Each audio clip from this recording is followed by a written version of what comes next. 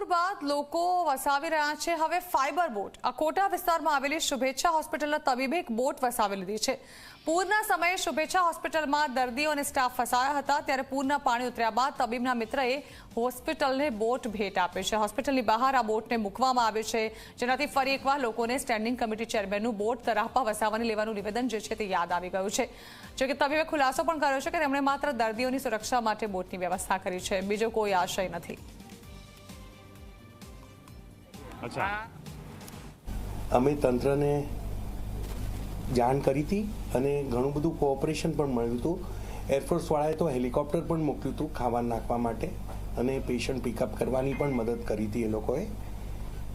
તે છતાં પણ અમને હાલાકી ઘણી થઈ, કારણ કે લાઇટ, ઇલેક્ટ્રિસિટી અને પાણી વગર પેશન્ટો અહીંયા રહેવું પડ્યું। અમે અમારી રીતે પણ થોડીક મહેનત કરી અને જે એવા ક્રિટિકલ પેશન્ટ હતા એને અમે ઇવેક્યુએટ પણ કર્યા હતા અને પાણી ઉતરી ગયું પછી બાકીના બધા પેશન્ટને સહી સલામત અમે ઘરે મોકલી શક્યા। આની જાણ થતાં મારા મિત્ર જે ઉદ્યોગપતિ છે તેમણે મને એવું સજેસ્ટ કર્યું કે એમની પાસે કાયાક છે, એ સેફટી ખાતર કે તમે અહીંયા રાખો। એટલે પૂર ઉતર્યું એના બીજા જ દિવસે એમણે કાયાક આપી હતી અને કાયાક અમે નોર્મલી બેઝમેન્ટમાં રાખીએ છીએ, પણ પાણી બેઝમેન્ટમાં ભરાઈ જતાં મારે કાયાક બહાર રાખવી પડી હતી, એટલે કોઈ જગ્યા નહોતી એટલે બહાર અમે મૂકી છે। બાકી અમારું આશય ખાલી દર્દીઓને મદદ કરવા રૂપી છે, બીજો કોઈ આશય નથી। વડોદરા શહેરમાં વિશ્વામિત્રી નદીના પાણી ચારે તરફ ફરી વળ્યા હતા અને અત્યારે અમે જે વિસ્તારમાં ઊભા છે તે અકોટા એરિયામાં સૌથી વધારે વિશ્વામિત્રી નદીના પાણીની અસર થઈ હતી અને ત્યાર પછી હવે જે હોસ્પિટલના જે ઓનર્સ છે તેઓ કઈ રીતે પોતાને ખર્ચે જે છે તે બોટ લઈને આવ્યા છે, આપ જોઈ શકો છો।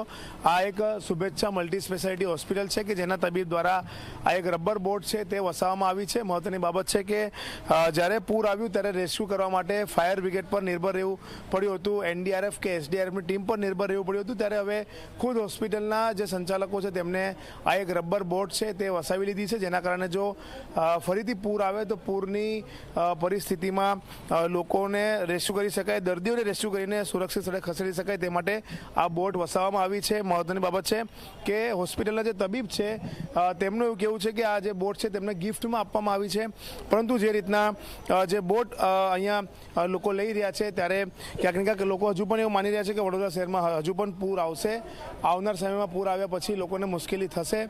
મહત્વની બાબત છે કે સ્થાયી સમિતિના ચેરમેન ડૉક્ટર સેજલ મિસ્ત્રીએ વડોદરાવાસીઓને પોતાના સોસાયટીમાં તરાપા, રબર ટ્યુબ અને દોરડા રાખવા માટેનું જે સૂચન કર્યું હતું તે સૂચનનું ક્યાંક ને ક્યાંક પાલન હવે કરવામાં આવી રહ્યું હોય તેવું લાગી રહ્યું છે અને વડોદરા શહેરની આજે એક હોસ્પિટલ છે તે હોસ્પિટલને રબર બોટ છે પોતાના હોસ્પિટલની બહાર મૂકી દીધી છે। તેમનું એવું કહેવું છે કે તેમના શુભેચ્છક દ્વારા ગિફ્ટમાં આપવામાં આવી છે, પરંતુ એક વાત નક્કી છે કે હવે લોકો વાહનોની સાથે સાથે પોતાના ઘરમાં હોય કે પોતાની દુકાનોમાં હોય કે પોતાની હોસ્પિટલમાં આ જે રબર બોટ છે તે વસાવતા નજરે પડી રહ્યા છે। કેમેરામેન મુકુંદ દવે સાથે રવિ અગ્રવાલ, ઝી મીડિયા, વડોદરા।